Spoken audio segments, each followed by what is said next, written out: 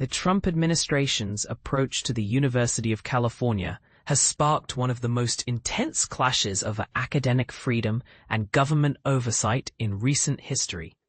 In an unprecedented move, students, faculty, staff, student groups, and every labor union representing University of California workers have come together to file a lawsuit accusing the Trump administration of weaponizing civil rights laws in an effort to restrict free speech and undermine the university's independence.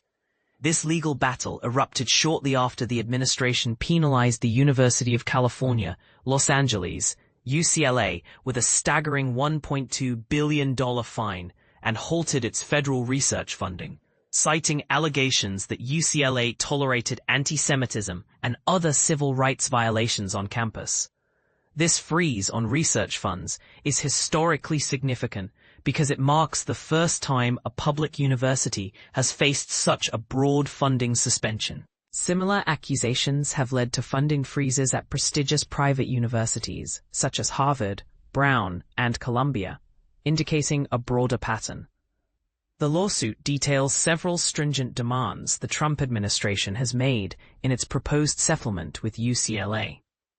These include intrusive government access to sensitive data on faculty, students, and staff, full disclosure of admissions and hiring statistics, the elimination of diversity scholarships.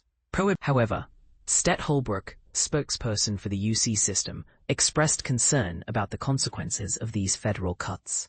He warned that reducing funding threatens not only groundbreaking biomedical research, but also the United States' competitive edge in science and technology, ultimately affecting the health and well-being of countless Americans who rely on medical innovations developed at the university.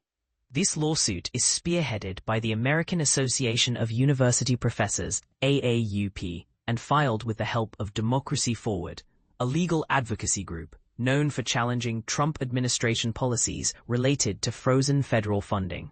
The complaint accuses the administration of using the withdrawal of federal research funds as a powerful and unlawful weapon against the autonomy of higher education institutions, jeopardizing both the schools and the wider public interests they serve. More broadly, the U.S. Department of Education's Office for Civil Rights has initiated numerous investigations targeting not just universities, but also K-12 school districts, intensifying scrutiny over alleged civil rights infractions in education.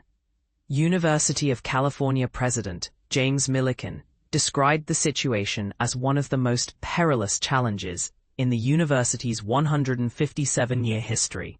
He highlighted that federal funding constitutes vital support, totaling over $17 billion yearly for the system, including approximately $10 billion in Medicare and Medicaid, research grants, and student financial aid.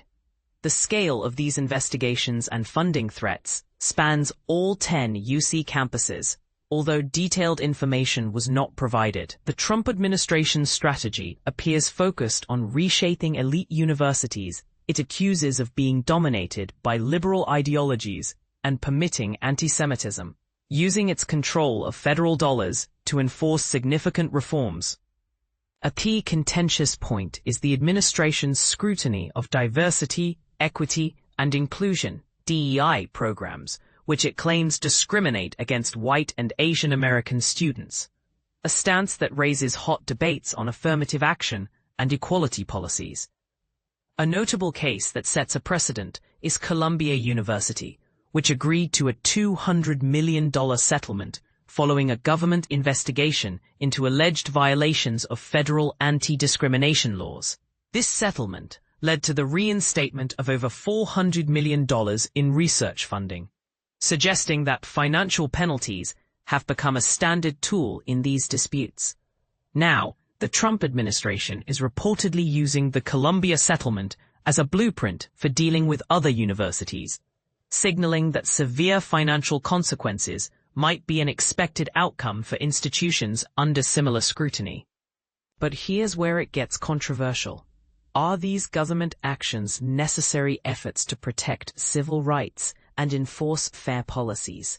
Or are they overreaches that threaten the academic freedom and the foundational values of our educational institutions? What do you think? Do these measures safeguard fairness, or do they risk undermining the very principles universities stand for? Share your thoughts and join the debate.